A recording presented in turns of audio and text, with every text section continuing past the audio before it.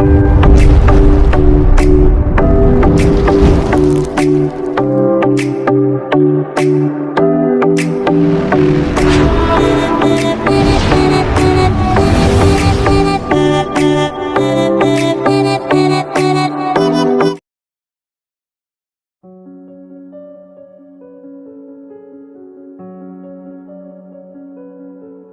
couldn't take the calls anymore.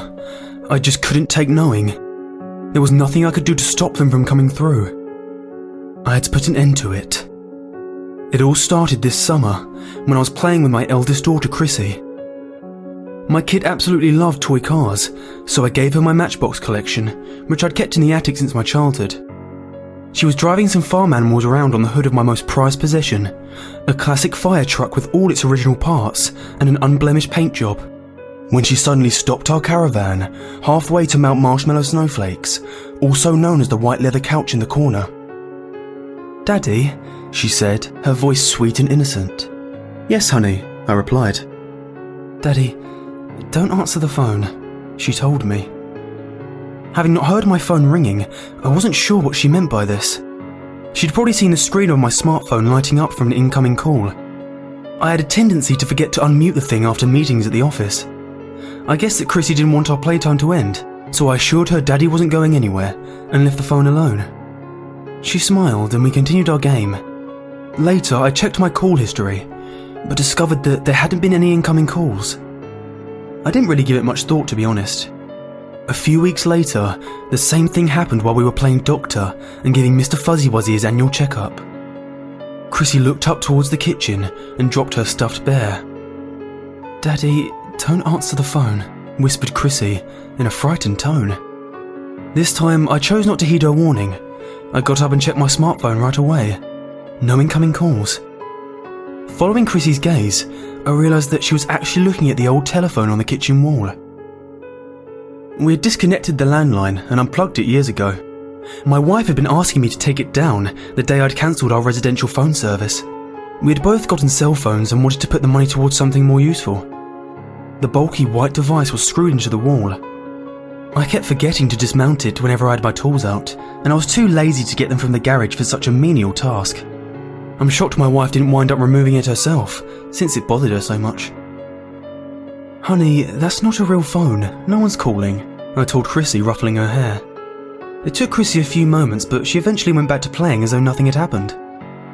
It was probably some kind of new game she had learned in school or something. She was 7 and had a bunch of imaginary friends. Maybe she'd gotten into an argument with Princess Pufflecakes and didn't want to take her call. I didn't worry about it too much. It wasn't until the third imaginary call that I started to get concerned.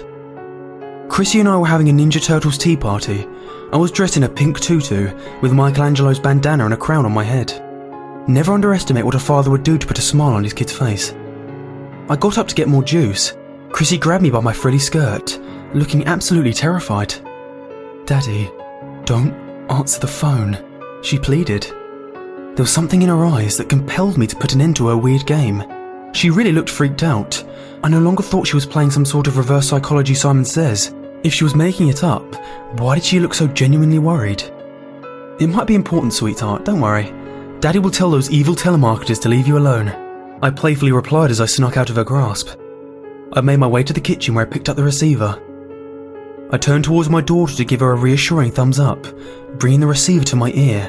I fully expected to hear silence. Silence, however, was not what I heard. There was static on the line, which surprised me enough that I pulled the phone away for a moment to look at it in disbelief. When I brought it back to my ear, I heard a voice on the other end. 232, Giandiark Road, Fire, 12, whispered a man tonelessly. "What the fudgesicles?" I answered, perplexed.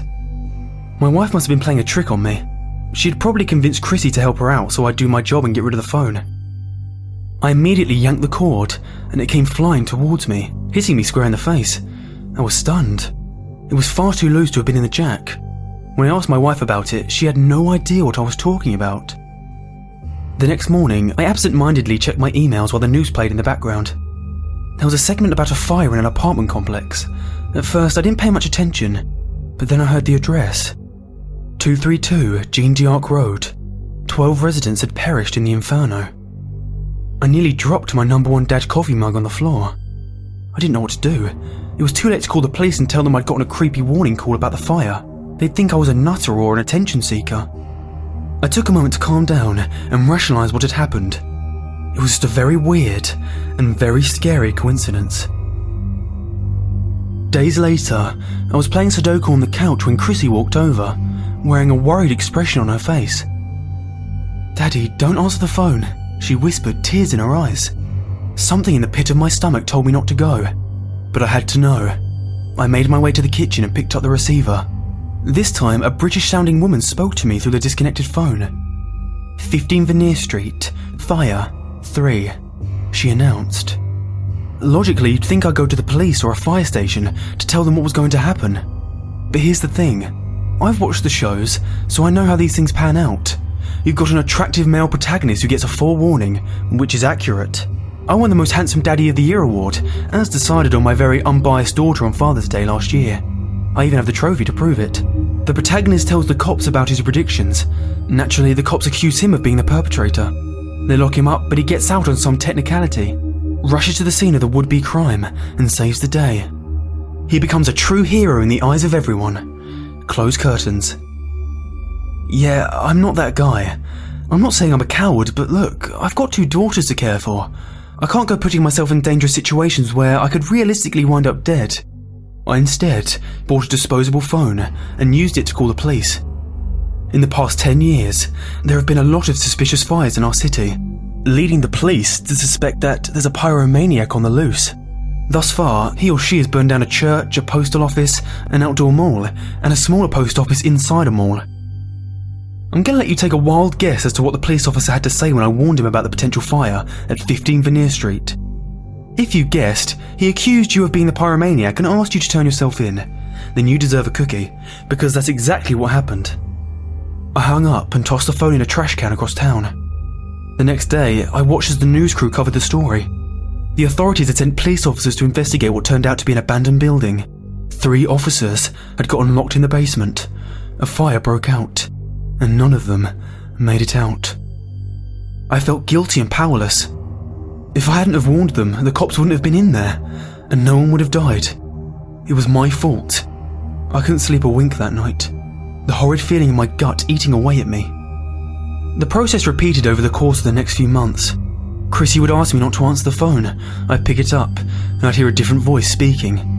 I'd be given an address, method of death, and the amount of people killed. 89 Oosgrove Avenue, knife, 1. Mrs. Larkin had been stabbed to death during a home invasion. 60 Star Circle, gas leak, 10. The Campbells were enjoying a family reunion and failed to notice a smell of rotten eggs.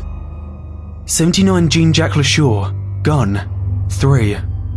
Maria, Jamie and Alison were shot dead while walking home in the early hours of the morning, and so on and so forth, until I couldn't take it anymore. I remember all their names and faces. I saw them on the news reports. I think about them when I go to bed, knowing there was nothing I could do to save them, but tormented by the fact that I didn't even try. Depression started to creep over me, and I could barely eat or sleep. My wife started to get worried, but I couldn't tell her. I was afraid she'd be disappointed in me for my inaction, so I lied. I told her I was stressed out because of work. A few weeks ago, I'd finally had enough. Unable to keep myself from answering these phantom calls, I decided there was no other option. I stormed into my garage and desperately unscrewed the phone from the wall. As I held the device, I felt a wave of anger rush over me. This thing, this damn telephone, it caused me so much grief. I took it to the driveway and furiously smashed it into the concrete with a hammer until there was nothing left but dust and debris. When it was over, I cleaned the mess. The sensation of freedom was euphoric. My whole body tingled as my heavy burden lifted from my shoulders. That night, I made our favourite family meal and dessert to celebrate. My wife was relieved that I'd gotten over whatever it was that was bothering me, and enjoyed that the eyesore in the kitchen had finally been removed. I have a piece of advice for you. If you have a disconnected landline and haven't gotten around to removing it, please take a lesson from me. Get rid of it immediately and, above all else, do not pick up the receiver. My life has returned to normal since I got rid of that wretched phone. As I'm typing this, my wife is giving our youngest daughter a bath. I can hear them singing the bubble bath song and giggling. Chrissy is in the living room with me. She's playing with this silly pink Disney phone. It's one of those fancy schmancy glittery toys, a pimped out version of the Fisher-Price rotary phone I used to have when I was a kid. Every dial projects a different message from one of the Disney princesses. It's weird. She'd never shown any interest in it before. It's not a real phone. It doesn't even have a cord. But there's that look in her eyes again. She's worried. And I know what she wants to say. No, it's just a toy. It's just a toy. It's just a toy. I'm going to check. I need to know. Shit, I can hear static on the other end. It's a man's voice. He's saying... It's my address. Propane explosion. 4. I need to get my girls out of here. Please don't let it be too late.